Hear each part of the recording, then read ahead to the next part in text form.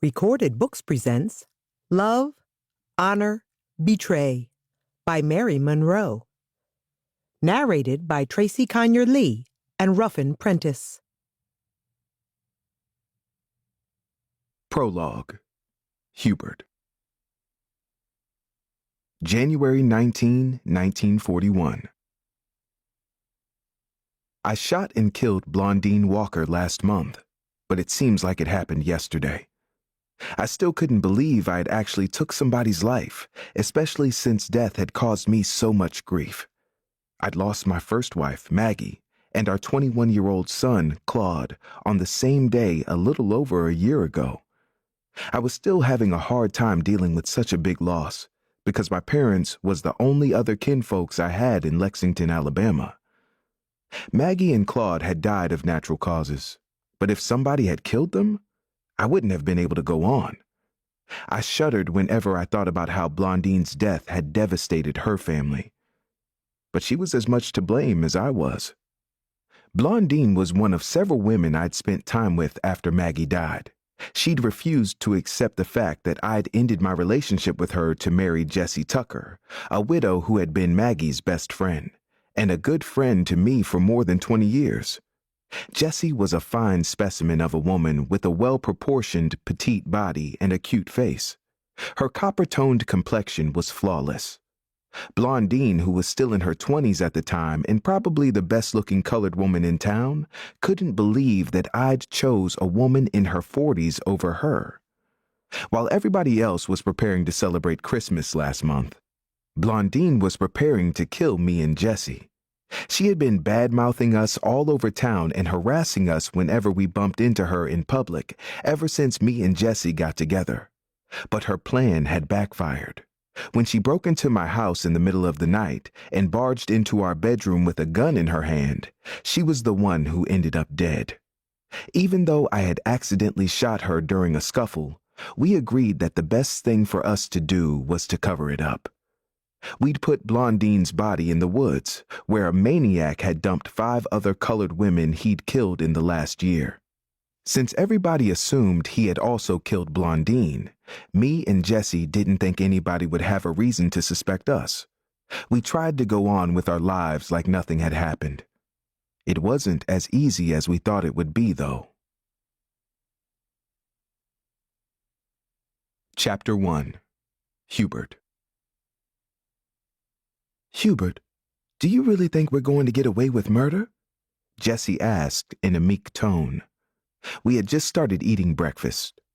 I knew something was bothering her as soon as I got in the kitchen and seen the distant look in her eyes. I looked up from my plate and gazed at her with a mess of grits, bacon, and scrambled eggs still in my mouth. She had only ate a smidgen of her grits and a half slice of bacon. I swallowed hard and replied, "We done already got away with it. It's been over a month, and it wasn't really murder. It was an accident while I was trying to defend myself." I stared at the dark circles around Jessie's eyes. "You don't look too good. It's going to be a long day, so you should finish your food and take a pill. You'll feel better." "I done lost my appetite, and a pill ain't what I want," she insisted in a much stronger tone. "Then what do you want?" "I want to talk about what happened." "I declare, talking about it ain't going to help. It'll just make the situation seem worse and that much harder for you to get over it. It's been a couple of weeks since we talked about this, so I thought we had laid this subject to rest.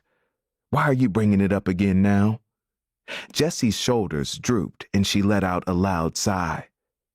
"Because I dreamed about Blondine again last night.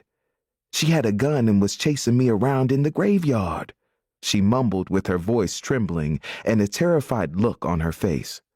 I hated seeing Jessie in distress because it distressed me. Before last night, I hadn't dreamed about her since the night of her funeral. My stomach knotted up. I rubbed the back of my head and groaned. "Look-a-here, I still dream about her too.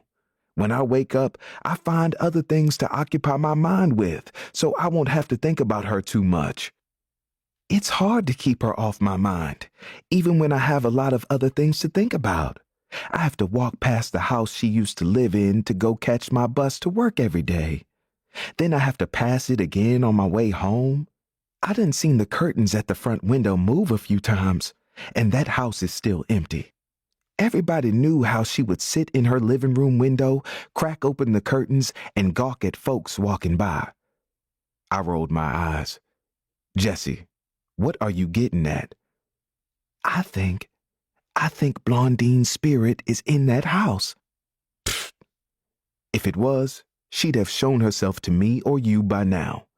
It ain't nothing but the wind making them curtains move, I insisted. There wasn't no breeze nary one of the times I seen them curtains move. I rolled my eyes again and tried not to sound unsympathetic. If that house spooks you so much, start walking a different route to and from the bus stop. I tried that a few times. Going 3 blocks out of my way takes me 10 minutes longer to get to work and to get home. And it seems like almost every time I go out in public, I bump into some of Blondine's kinfolks. Last week, I ran into her mama at the market. Lord, she was a sight. Her hair was a frizzy mess, and she didn't have on no makeup. The last 3 times I ran into her, she had on the same dress. Jesus would weep if he was to see her these days. I ran into her again yesterday at the fabric store. When she hugged my neck and started to talk about how well you handled Blondine's final arrangements, I ended up crying along with her. Jessie sniffled and went along. It's a shame Blondine had to die so young. I'm glad she didn't have no kids. I would be feeling even worse. Jessie, if I hadn't killed her, she would have killed us. Don't you ever forget that. I just wish we could have talked some sense into her. I looked at Jessie like she was crazy. Nobody can talk sense into a maniac.